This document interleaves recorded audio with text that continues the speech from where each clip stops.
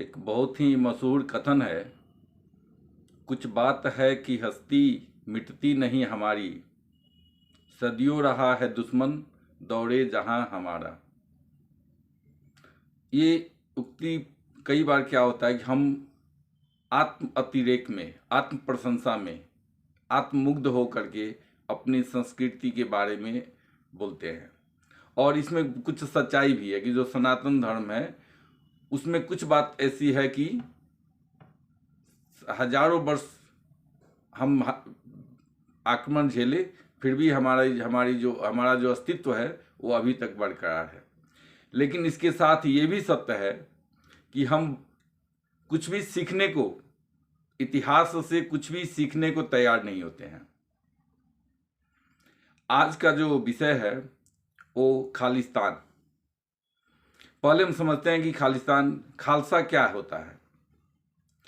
खालसा एक पंजाबी शब्द है और इसका जो मीनिंग है उसका प्योर, शुद्ध, और इसका एक दूसरा शब्द मीनिंग भी लगता है जिसमें होता है सोवरेन पावर, सार्वभौम सत्ता।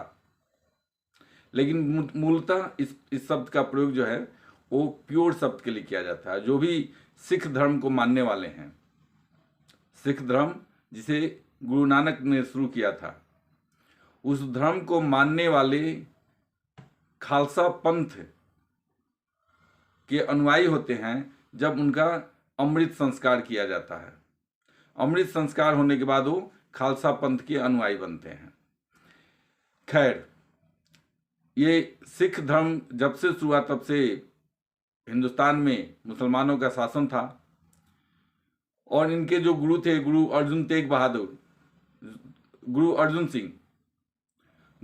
सिंह को जहांगीर ने मरवा दिया। उसके बाद भी बहुत सारे गुरुओं पर मुगलों का अत्याचार होता रहा। गुरु तेग बहादुर जो 9वें गुरु थे, उनका सिर काट दिया गया और वहीं पर शीशगंज गुरुद्वारा जो दिल्ली का है वो एक जीता जागता उदाहरण है जहां औरंगजेब ने गुरु तेग बहादुर का शीश काट दिया, लेकिन उन्होंने इस्लाम अपनाना स्वीकार नहीं किया। गुरु गोविंद सिंह ने ही खालसा पंथ की शुरुआत की और उस समय उनका उद्देश्य जो था वो किसी भी व्यक्ति पर जो अत्याचार होता था, जो अन्याय होता था, उसके विरुद्ध में लड़ना था। या एक तरह से कहें कि उस समय हिंदू धर्म की रक्षा के लिए खालसा पंथ की स्थापना गुरु गोविंद सिंह ने आनंदपुर साहिब में की थी। अब वही खालसा पंथ जिसकी स्थापना गुरु गोविंद सिंह ने उस समय मुस्लिम शासकों द्वारा जो अत्याचार हो रहे थे, हिंदुओं को मुसलमान बनाया जा रहा था, उससे बचाने के लिए किया।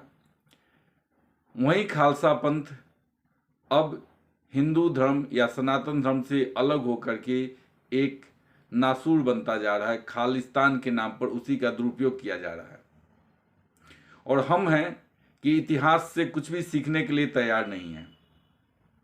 कोई बहुत दिनों की बात नहीं हुई, 1980s की घटना हम सब ने देखी है। उसमें इसी क्षणिक राजनीतिक लाभ के लिए कुछ दिनों के लिए सत्ता प्राप्ति होती है, कुछ समय के लिए सत्ता प्राप्ति होती है, लेकिन हमारे ये जो राजनीतिज्ञ हैं, सत्ता प्राप्ति के लिए देश का कितना नुकसान करते हैं इसका एक जीता जागता उदाहरण पंजाब है।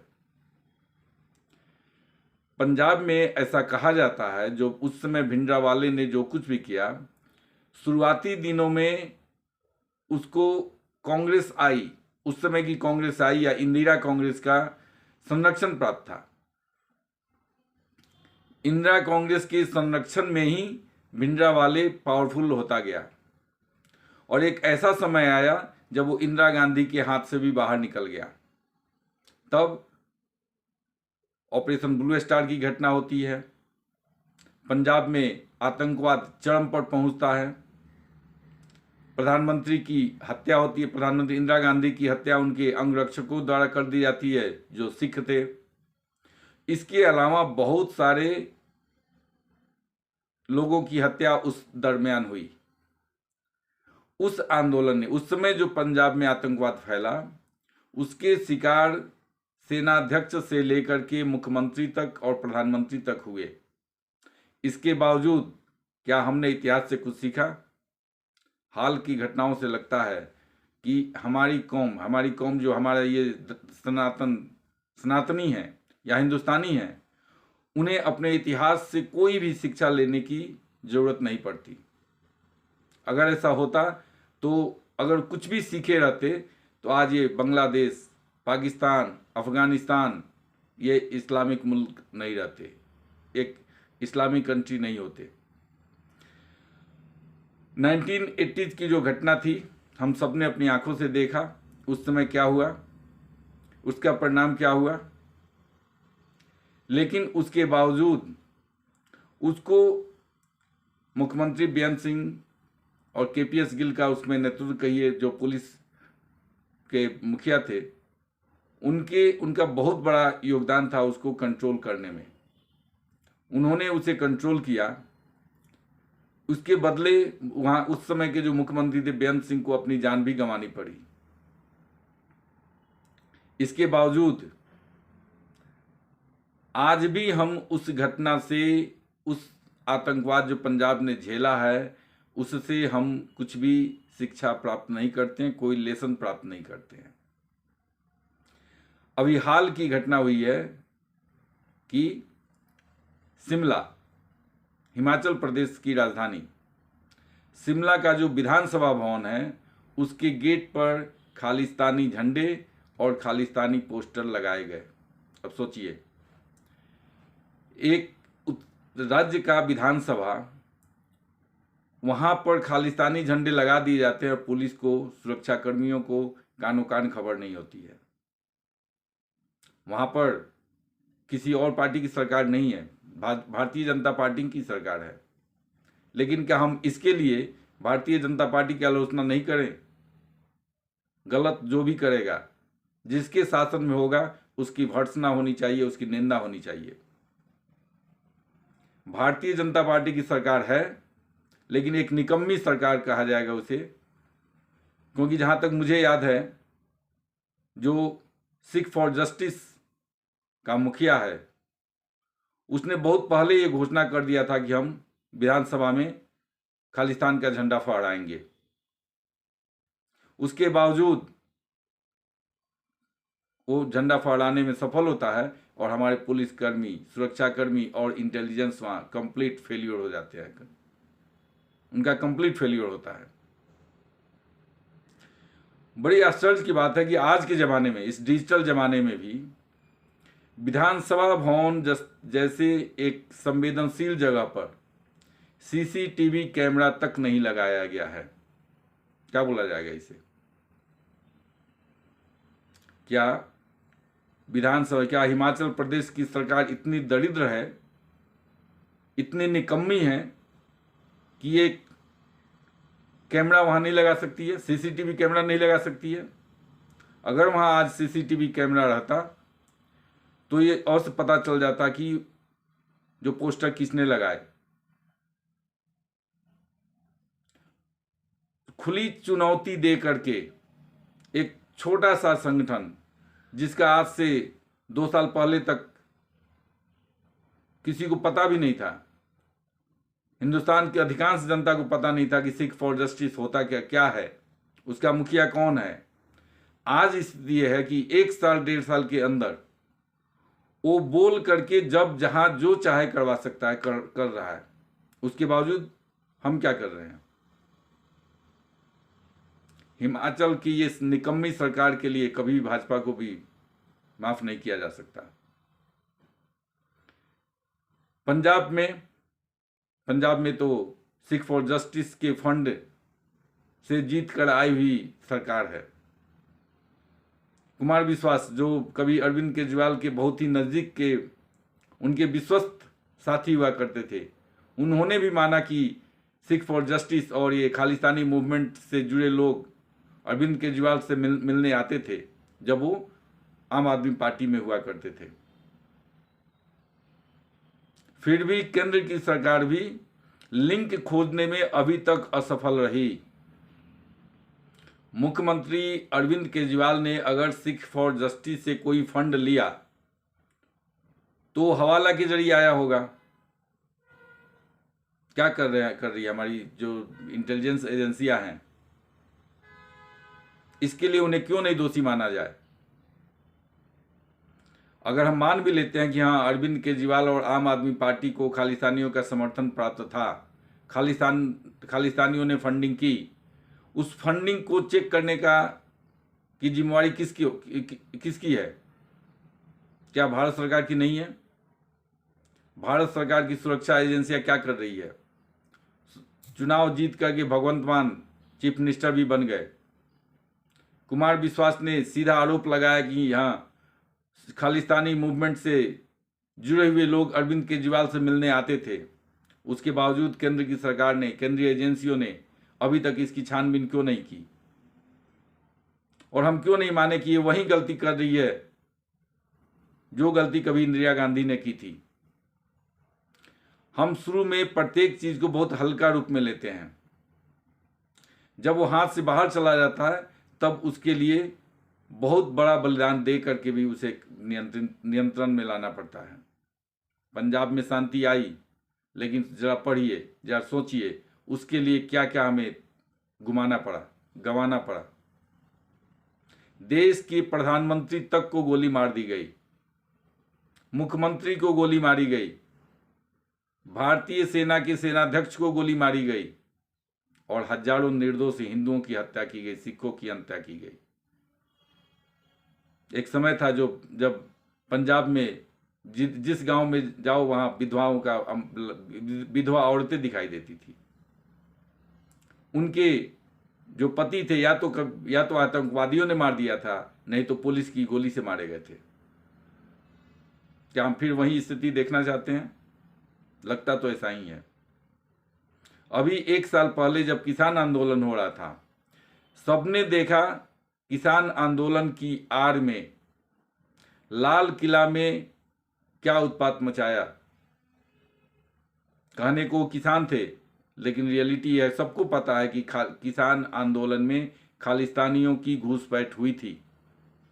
वो किसान थे जो खालिस्तान से सहानुभूति रखते हैं, खालिस्तान आंदोलन से सहानुभूति रखते हैं। उसके बावजूद उस समय भी हमारी इंटेलिजेंस एजेंसियां फेल हुई थी। लाल किला जैसे सुरक्षित ठाव पर, सुरक्षित जगह पर झंडा फहराने में वो सफल हो गए थे। वहां सुरक्षा में खड़े प्रहरी पुलिस को पीटा गया था, सैकड़ों पुलिस घायल हुए थे। उसके बावजूद हमारी केंद्र सरकार ने क्या किया? किसी को कुछ पता चला हो तो बताएं। सिख फॉर जस्टिस का जो मुखिया है, वो कनाडा में बैठ करके खुलेआम चेतावनी देता रहता है। वो वहां से बोलता है कि हम मोहाली में बम विस्फोट मैंने कराया, शिमला के विधानसभा भवन पर झंडा हमने फहराया, लाल किला पर झंडा हमने फहराया। इसके बावजूद इतनी ताकतवर भारत सरकार की सुरक्षा एजेंसियां क्या कर रही है? मुझे लगता है कि अगर समय पर ध्यान नहीं दिया गया तो ये जो खालिस्तान समर्थक जो है, वो फिर से 1980 का जो 80s वो दशक का जो इन्वायरमेंट था वो बनाने जा रहे हैं। जो अभी पंजाब में गए हैं या पंजाब घूम के आए हैं, उन्हें समझने में शायद समस्या नहीं होगी। पंजाब की जो स्थिति है वो एक तरह से बारूद पर खड़ा है। आश्चर्य ये लगता है कि प्रधानमंत्री जैसा, नरेंद्र मोदी जैसा प्रधानमंत्री भी सिखों के तुष्टीकरण पर लगे हुए हैं, लेकिन हमें समझ में नहीं आता इससे उनको क्या मिल रहा है।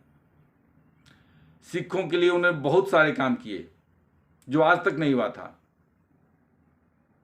गुरु तेग बहादुर के जो बच्चे थे जिन्हें जिंदा दीवार में चुनवा दिया गया था मुगलों के द्वारा, उनके नाम पर वीर दिवस का घोषणा किया गया। उनके बलिदानी दिवस को लाल किला में मनाया गया। नरेंद्र मोदी का सिखों के प्रति एक सॉफ्ट कॉर्नर है, ये क्लियर दिखता है। उसके बावजूद ऐसा क्यों है कि पंजाब के जो सिख हैं उन पर विश्वास करने को तैयार नहीं है। अभी चुनाव हुए थे पंजाब में, भारतीय जनता पार्टी को कितने सीटें मिली, क्यों नहीं मिली? क्या उन्हें नहीं दिखाई देता कि नरेंद्र मोदी सिखों के प्रति बहुत ही सॉफ्ट कॉर्नर रखते हैं, उनके विकास के लिए बहुत सारे काम कर रहे हैं? उसके बावजूद वो कभी भी नरेंद्र मोदी या नरेंद्र मोदी की पार्टी का सपोर्ट नहीं कर रहे। और इधर नरेंद्र मोदी सिखों के को खुश करने के चक्कर में, मुझे लगता है, मेरा अपना सोच है कि कहीं वो इंदिरा गांधी वाली गलती तो नहीं करते जा रहे हैं। शर्म से सिर झुक जाता है जब ये सुना जाता है कि किसी विधानसभा पर एक छोटी सी Sikh for Justice party Canada से संचालित करती है, उसके जो स्लीपर सेल है वो पंजाब तो पंजाब, हिमाचल के विधानसभा भवन पे झंडा फहरा देती है, वो भी 1 महीना पहले घोषणा करके। मुझे तो लगता है कि इसी पर वहाँ के मुख्यमंत्री को इस्तीफा देना चाहिए। वो अगर कंट्रोल नहीं कर सकते हैं, राज्य नहीं चला सकते हैं, तो उन्हें रहने का कोई अधिकार नहीं है। हम सिर्फ इसलिए भारतीय जनता पार्टी का सपोर्ट नहीं कर सकते क्या उस पार्टी ने कुछ अच्छे काम किए हैं। अगर अच्छे काम का श्रेय, अच्छे काम की क्रेडिट भारतीय जनता पार्टी को जाती है, तो ये जो चल रहा है इसका डिस्क्रेडिट भी उन्हें ही दिया जाएगा। हम 1.5 साल की घटनाओं का जब एक चेन बनाते हैं तो लगता है कि हर दिन खालिस्तानी मूवमेंट पावरफुल होता जा रहा है। अभी कुछ ही दिन पहले पटियाला में जो हुआ, जो जालंधर में हो रहा है, ये चीजें सब किसी को की भी आंखें खोल देनी चाहिए। लेकिन खालिस्तान के नाम पर केंद्र सरकार हो या राज्य सरकार हो, उस मुस्तैदी से काम करती दिख नहीं रही है जैसी दिखनी चाहिए। ये मेरा विचार है, ये मेरा पॉइंट ऑफ व्यू है। और मैं उम्मीद करता हूं कि हमारे जैसे लोगों की आवाज़ भी देर सवेर, जो ये सत्ताधारी पार्टी है, चाहे वो पंजाब की राज्य सरकार हो, हिमाचल की राज्य सरकार हो या हिंदुस्तान की केंद्र सरकार हो, उन तक पहुंचनी चाहिए।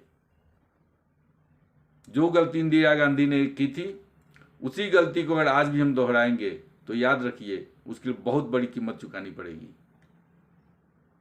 ये सिर्फ एक शिमला की बात नहीं है, एक सिर्फ मोहाली की बात नहीं है, एक सिर्फ पटियाला की बात नहीं है। हर जगह खालिस्तानी मूवमेंट का पेनिट्रेशन हो चुका है, हर जगह। मुख्यमंत्री बेअंत सिंह को जिस बब्बर खालसा की आतंकवादी ने मारा था, वो अभी जेल में है, उसे फांसी की सजा हो चुकी है, लेकिन समझ में नहीं आता क्यों भारत की सरकार उसे फांसी देने की हिम्मत नहीं जुटा पा रही है। मैं कहता हूं कभी भी किसी का भी तुष्टीकरण करके आप शांति व्यवस्था कायम नहीं कर सकते। वो बेअंत सिंह को मारने वाला एक आतंकवादी है। भारत की सरकार ये क्यों सोचती है कि उसको फांसी दी गई तो मुसलमान सिख नाराज हो जाएंगे? उसने जिसे मारा था वो भी तो सिख थे, बेअंत सिंह सिख नहीं थे? तो एक सिख को मारने वाला एक आतंकवादी, वो सिख नहीं आतंकवादी है, 8 वर्ष हो गए उसे फांसी की सजा दिए हुए। उसका जो मर्सी पिटीशन है वो राष्ट्रपति के पास पड़ा हुआ है, लेकिन कोई भी निर्णय नहीं लिया जा रहा है। कहीं ना कहीं इसमें हमें लगता है कि केंद्र सरकार सिखों की तुष्टीकरण करना चाहती है। और मैं फिर कहता हूं कि इससे कुछ नहीं मिलने वाला है, क्योंकि ये जो Sikh for justice for Sikh या बब्बर खालसा या अन्य जो खालिस्तानी मूवमेंट में लगे लोग हैं, उन्हें न तो पंजाब से मतलब है, न पंजाबी सिखों से मतलब है। उन्हें कुछ नहीं करना है। वो तो कुछ विदेशी के फंड से संचालित है। उनका उद्देश्य सिर्फ हिंदुस्तान में अराजकता फैलाना है।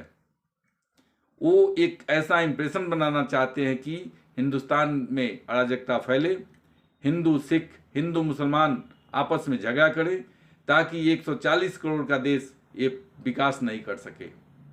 अगर देश में शांति रहेगी तो देश का विकास होगा। वो चाहते हैं कि ये हिंदू मुसलमान और हिंदू सिख में उलझा कर रखे ताकि देश का विकास नहीं हो सके। वो अभी भी जो विदेशी शक्तियां हैं वो चाहते हैं कि भारत को एक बाजार बनाकर रखा जाए जहां वो अपनी सामान को बेच सके, क्योंकि स्वाभाविक है जब आतंकवाद होगा, जब लॉ एंड ऑर्डर का प्रॉब्लम होगा तो कोई भी कंपनी यहाँ पर अपना मैन्युफैक्चरिंग यूनिट नहीं लगाएगी, लोगों को एम्प्लॉयमेंट नहीं मिलेगा, फिर देश में रोजगारी और महंगाई पर की बात तो लोग करेंगे, लेकिन कभी ये नहीं सोचते हैं कि क्यों, अगर बेरोजगारी है, जिसको लगता है, मुझे तो नहीं लगता, फिर भी अगर किसी को लगता है, मेरा अपना पॉइंट ऑफ व्यू ये है कि बेरोजगार वही हैं जिनके पास किसी तालीम की कमी है। कोई भी तकनीकी शिक्षा प्राप्त व्यक्ति आज के समय में बेरोजगार नहीं है। अगर आपको एक मोबाइल बनाने भी आती है तो आप स्वरोजगार शुरू कर सकते हैं, लेकिन जो अब IABA पढ़ेंगे उनको तो बेरोजगार होना है, स्वाभाविक है, क्योंकि वो IABA इसलिए पढ़ते हैं कि उन्हें सरकारी नौकरी चाहिए। फिर भी वो दूसरा विषय है, बेरोजगारी अपने जगह पर हो, लेकिन बेरोजगारी हटाने के लिए भी तो रोजगार देने वाली जो औद्योगिक कल कारखाने हैं उनकी स्थापना होनी चाहिए। जब आतंकवाद फैलेगा, चाहे वो शिमला हो या पंजाब हो या हरियाणा हो, कहीं पर भी, जब किसान आंदोलन के नाम पर एक वर्ष तक रोड जाम करके रखा जाएगा, जब लाल किला जैसे सुरक्षित जगह पर जो उपद्रवी तत्व हैं आतंक मचाएंगे, कोई भी आदमी अपना इन्वेस्टमेंट करने वहां नहीं आएगा। मैं कहता हूं अभी भी केंद्र सरकार और राज्य सरकारों को एक कोऑर्डिनेशन कमेटी बना करके खालिस्तान की समस्या को बहुत ही सीरियसली लेना चाहिए और लेना होगा। अगर नहीं लेते हैं तो मेरी गारंटी है कि ये अभी जो होगा वो शायद 80 के दशक में जो हुआ उससे ज़्यादा भयानक होने वाला है। मेरा सुझाव ये है कि अभी इसे रोक सकते हो तो रोक लो, नहीं तो फिर हाथ से जब बात बाहर निकल जाएगी फिर कुछ नहीं हो पाएगा, क्योंकि भारत को कमज़ोर करने के लिए देश के अंदर भी और देश के बाहर भी बहुत सारे लोग ताक लगाए बैठे हुए हैं। आज के लिए बस इतना ही।